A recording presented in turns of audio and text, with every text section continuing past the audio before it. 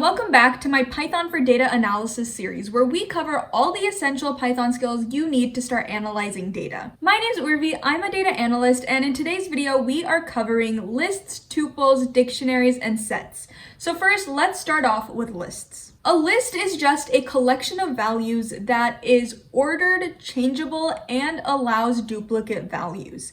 And a use case for when you would use one is something like tracking daily sales. So let's say we want to track the sales for the week Monday through Friday.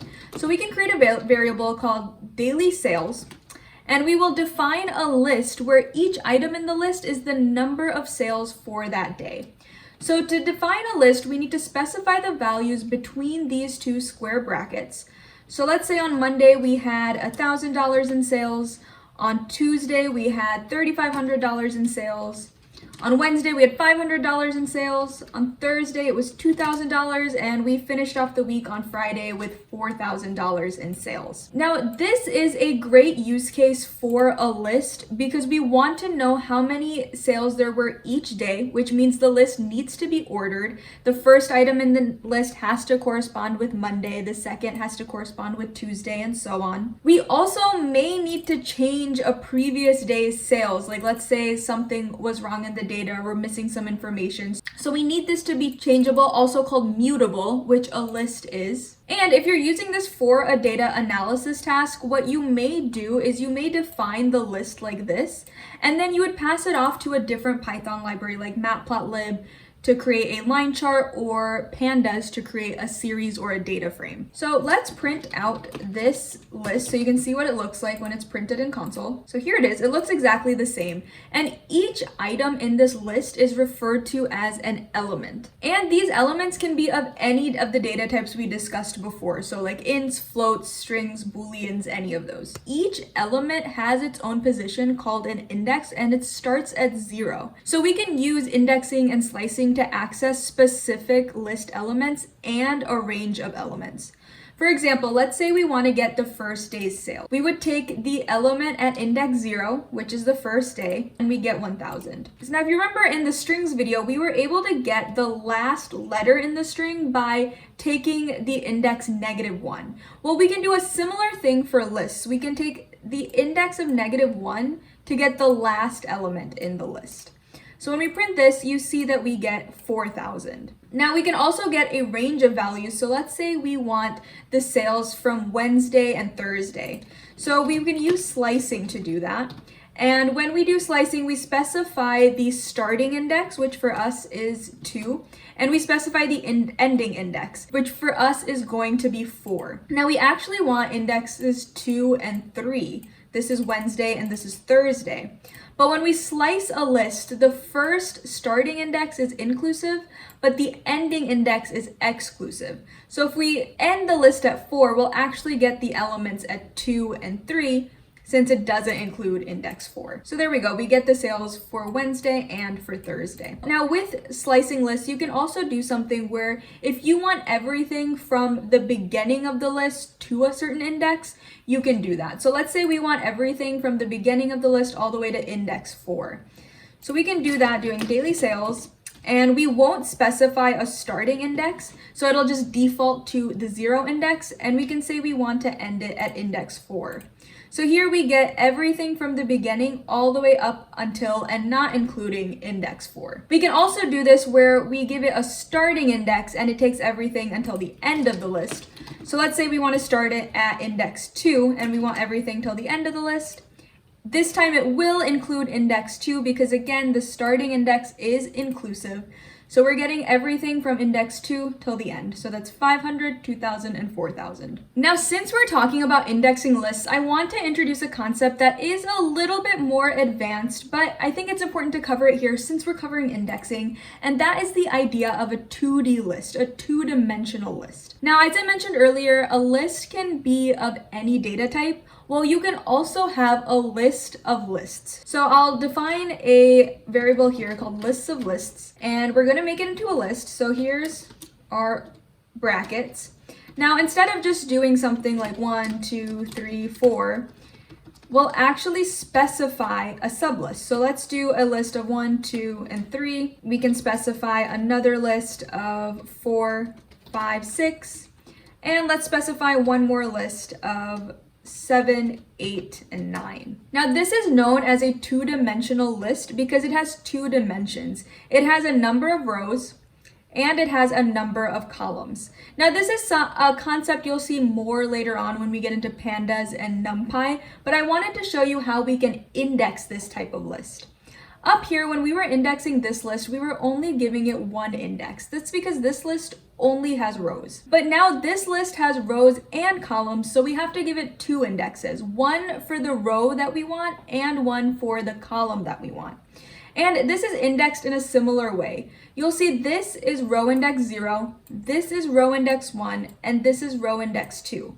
Similarly, this is column index 0, this is column index 1, and this is column index 2. So if we wanted item 1, we would want the item that is at row index 0 and column index 1. So to do that, we take a list of lists, and we would specify the row index first, which is 0. Then we'll do an additional set of brackets where we will specify the column index, which is 0 as well. And if we print that, you see we get that 1. Now let's say we wanted to print out this 6. So first, let's see what row it's in. It's in row index 1, 0, 1, and it's in column index 2, 0, 1, 2. So to get that 6, we would have to take a list of lists. The row index is 1, and the column index is 2. So this prints out 6. All right, so next, let's look at the different functions there are for lists. The first 2 methods are methods that are used to add items to the list. So the first is append, and that will add items to the end of the list. So let's take daily sales, and let's say we want to add sales for Saturday as well. So we do dot append, and we just add the number we want to append. So let's say we want to append 4,500. When we print daily sales, you'll see that 4,500 was added to the end. Now append will always add the element at the end, but let's say you want to add an element at a specific index position. For that, we can actually use the insert function instead. So here we can do daily sales.insert. We would specify the index position we want the element added to, and then we'll specify what we want added. So let's say we want to add $250. Now when we print daily sales, you'll see that $250 is added to index position 1. The next function is the count function, and that will count the number of times a specific element exists in the list. So let's say we want to count how many times 4,000 exists in the list. We'll do a dot count, and we'll pass it 4,000. And when we run this, we'll see that it only appears 1 time. Now let's say we just append another 4,000, so you can see how it changes. When we print count again, we get 2 because 4,000 now appears in the list 2 times. We can also get the number of items in the list by doing the length function. If we do len and pass it daily sales, we'll get 8 because there's 8 items in the list. And the last couple methods I wanted to cover is sort and sorted, which are both ways to sort the list. The difference is that sort sorts the list in place. It doesn't create a new sorted list, but sorted will sort the list. It will return a new list. So first, let's do sorted. So if we do daily sales dot sort, and then we print daily sales, we'll see that daily sales is sorted in an ascending order from least amount of sales to greatest amount of sales. We can also sort it in a descending order using the reverse parameter. Set that to true, and you'll see the list is now in descending order. You can use sorted. So here we'll define a new variable, daily sales sorted, and we'll set that equal to sorted, to which we can pass daily sales. And if we print daily sales sorted, we'll see that that contains the list just sorted in ascending order. But if we print daily sales, you'll see that that is still sorted in descending order because sorted did not change the order of this list. It sorted the list and then stored that sorted list in a new variable. So that's how you can decide if you want to use sort versus sorted on your list. It really depends on if you want to change the order of the existing list or not. The next data type that we want to discuss is a tuple. Now, a tuple is similar to a list in that it's a collection of values that are ordered and can contain duplicates. However, the difference is tuples are not changeable, which is also known as immutable, which means once you define the elements in the tuple, you can't change the elements. Now, this type of data type is really useful if you want a snapshot of the data at a specific point in time where you're not going to change any elements in the data. For example, let's say we are working with survey data, and in the survey there's fields where people can enter, their name, their age, their profession, their gender, all of these things. We want to know what these values were at the time that they filled out the survey. So we don't want them to change. So a tuple would be a good way to store this information. Here, let's see how we can define that. Let's say we have a variable called profile tuple. So a tuple is defined using parentheses. You'll put the elements in between these parentheses. And let's say our tuple contains information about a person filling out a survey. So let's say it's a 30-year-old. Let's say her name is Jane, her gender is female, and her job is data analyst. Like you can see here, a tuple can contain any data type within it, and it can be a mix of data types. Here we can print the tuple and we can print the type of tuple, so you can see that it is in fact a tuple. Now, something interesting about tuples is that we can also convert this tuple to a list. So let's call that tuple list. The list function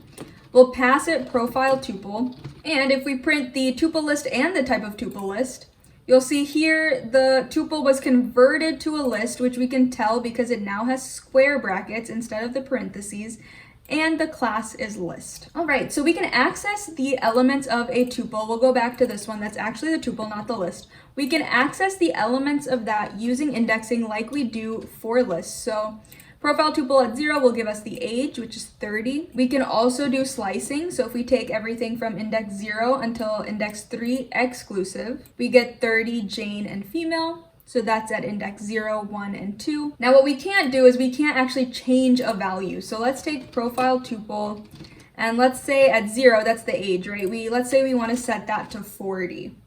If we run that, we'll get the error that the tuple object does not support item assignment, which basically means once this is defined, you can't change anything that's in here. We can also use len function to get the number of items in the tuple. However, another difference between a tuple and a list is that the tuple will not support sorting. If you want to sort this, you will have to convert it to a list and then sort it. Once a tuple is defined, you can't add or remove anything from it. If you want to add or remove something from a tuple, you either have to convert it to a list or you have to create a new tuple and define it again. Now, the last thing I'll show with tuples is that you can assign multiple variables off of one tuple. So let's say this profile where we had age, name, gender, and job, let's say we wanted to create 4 different variables for this. So down here, we'll create age, name, gender, and job, and we can actually set that equal to profile tuple. And when I print all of those variables, you'll see that it just got assigned whatever that index position was in profile tuple. So the first thing was age, the second thing was name, the second element was female, and then the last element was data analyst, and it each got assigned to the individual variables. This type of assignment is called unpacking. And you'll see that quite a bit in Python code. Next, let's go over dictionaries. Dictionaries are mutable or changeable, unordered collections of key value pairs. You would use this when you want to label your data. So in data analysis, you'll use dictionaries to define things like pandas data frames. You'll use it to manage the dataset's metadata, and you would use them to interact with API responses, which are given in JSON, which are in a dictionary format. And if you haven't heard of the words data frame or API or JSON, that is totally okay. For now, just make sure you understand what a dictionary is and how to use it. So we'll start off by actually defining a dictionary so you can see how to define it. So let's go back to our profile example. And let's say instead of storing this as a tuple, we actually wanted to store it as key value pairs where we can say age is 30, name is Jane, and so on. So we'll define a profile dictionary. Dictionaries are defined in between 2 curly braces. And here we want to define a key, which is age, and we'll set that equal to 30, which means this is going to be one key value pair. Age is the key and 30 is the value. Then we can do name, which was Jane, and then we can do gender, as female, and we can do job as data analyst. So here, age, name, gender, and job are all the keys of the dictionary, and 30, Jane, female, and data analyst are all the values. Now, age and 30 would be one key value pair, name and Jane would be another key value pair, and so on. We'll print out our profile dictionary, and you can see it right here. So if we want to access these elements, we can do it actually using the key name. So if we wanted to get the age, we would just take our variable and we'd use square brackets to specify the key that we want. So here we want the key age. So when we print this, we get the value that goes along with that key. So we get 30. Another way we can do this is using the get function. That will also return the value, and we'll just pass it the key that we want to get the value for. And we get 30 there as well. Now we can also change the values of a dictionary the same way. So let's say we wanted to change the age. We would just select that key and we would assign it to the new value. So let's say we want to change the age to 50. Now when we print the profile again, we see age is changed to 50, whereas it was 30 before. Now if we want to add something that doesn't exist, we can do that as well. So we'll take our variable and we'll define a new key. So let's say we wanted the city the person lives in. So we'll define city, and then we can give it a value of, let's say, NYC. So now if we print the dictionary again, you'll see that city was added to that dictionary object. Now I will mention that the keys all have to be unique. You can have duplicates in the values, but you cannot have duplicated keys. Now if you do define a key more than once, Python actually won't throw an error, but it'll keep the last value of that key. So if we define age again and we set it to 40, when we print out the dictionary, you'll see that age actually changes to 40 because that's the last time age was defined. It doesn't keep both of the age keys because, again, there can't be duplicates. Next, let's go over some common methods and functions that are used for dictionaries. So the first is keys, and what that will do is it will just return all the keys in the dictionary. So you see we have the keys age, name, gender, and job. There's also a values function, which this will return all of the values, which are 40, Jane, female, and data analyst.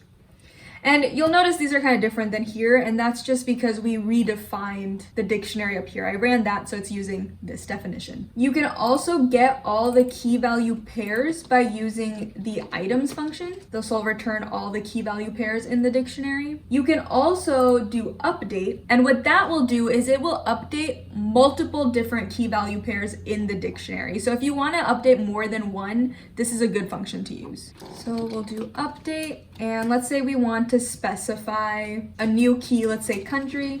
So we'll add that in, set that to USA. So that's a new key, and then we can also update existing keys. So let's say we wanted to change her job to data scientist. So now when we print that out, you'll see her job was updated and an additional key value pair was added. So you can do that with update if you want to make multiple updates in just one line of code. And finally, if you want to delete and return a key value pair, you can use the pop function. And here you'll just specify the key you want to return. So let's say we want to return job. You'll see job is removed from here. Now, if you wanted to actually save this deleted value, you can do that as well. This will return the value of job. So you can actually save this in a variable. So if I assign this to value and run this again, you'll see that when I print out value, it had that value of data scientist that we set up here, but it's also removed from the dictionary. So lastly, let's cover sets. A set is an unordered and unchangeable collection of values.